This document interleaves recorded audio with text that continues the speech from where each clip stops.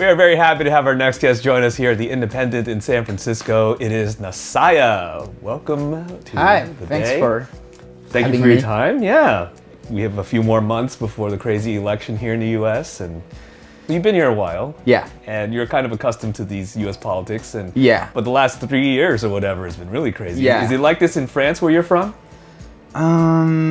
It was definitely not as crazy as the Trump election, I guess. Yeah. Because yeah, that was definitely a unique. So experience. having a president that was elected and who dated his teacher and married her is no big deal to you. That's the best kind of president. That didn't shock you when you heard that story?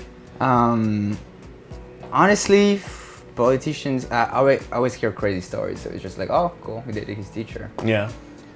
Another thing. Yeah. And your other president had a cheating scandal or whatever, right? Even better, every French president had like cheating scandals, so Really? yeah.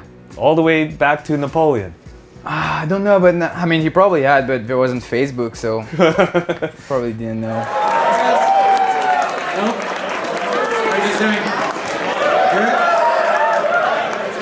I'm Nasaya, I'm from France. I'm gonna play for you guys a few songs. You grew up on an island though, right? So you were kind of isolated. Yeah, I mean, it's like the way I put it is that it's the same as Hawaii for US. So it's like the same kind of culture, but it's not like it's super far away. So like we have our own culture. It's like it's Creole culture. So it's like a mix between Africa, like China, India, and like European culture. So it's like, yeah, it's a big mix of stuff. So that was definitely super different from growing up in like Paris. Yeah. You probably had your own president then. Yeah, that was me actually. It was you. Yeah. What was it like growing on an island like that? I can imagine like you don't have a lot of bands coming through and music. No, and I mean, things, you know? there's a lot of like music from Réunion that's like what it's called Meloya. It's from Africa. I don't really know the exact history of it, but like there's a lot of good music culture. People like music there, but there's definitely not a lot of bands and like high profile artists that come there. But I don't know, it was amazing. Growing up there was first the beach, first the mountains, first the volcano. So I surfed. My dad still surfs too. So like definitely not like growing up in New York. Then that being the case, how does a 12-year-old kid learn about Jimi Hendrix and all these amazing guitarists and learn how to play Little Wing? Actually, I mean, it was like a random thing because my parents don't do music. I guess they always listen to like classic rock, like Supertramp, Led Zeppelin, and stuff like that. So I always liked guitar unconsciously. But I think it's just my friend. He had a guitar and he was like, I would just go to his place and just strum it, and he would get a note, and so he gave me his guitar teacher's number, and I was like, cool. I might try it, and I liked it. And here I am. And then here you are. And that's it. That's the end of the story. Goodbye. What point did you say, wow, I need to expand my horizons, expand my interests and move into this space? It wasn't like, oh, I have to do electronic music now. I guess when I was in high school, I had a friend. We were like the two music dudes in the class, and he introduced me to like stuff, music like Bonobo and Taiko and deadmau5, like all the OG electronic people.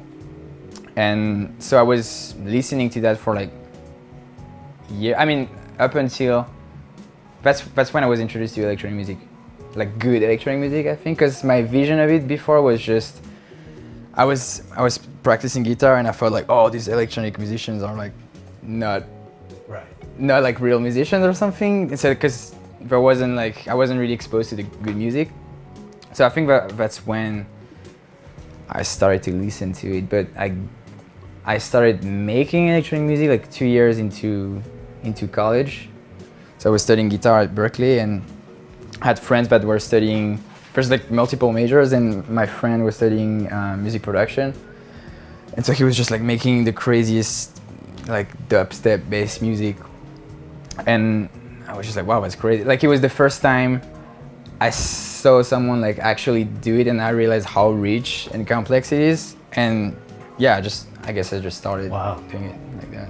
You released a few singles, trickling out one by one. Yeah. Was it ever meant to be a collection of work, or are you still trying to figure out which direction to go, or like you mean like the fact I'm releasing as singles rather than EP? Yeah. I mean, yes and no. I guess like last year I was trying to get like more music out, just because I was applying for my artist visa, so I was trying to get like the most amount of like content. And yeah, I think the all the new music is gonna be more of it's the same sound. It's more like coherent. Because even though like I feel like my songs are all like pretty much coherent, they were more spread out. I don't the new stuff I have is definitely more into like fits in the same box, I think. Mm-hmm. Well, congrats on all the attention that you're getting right now.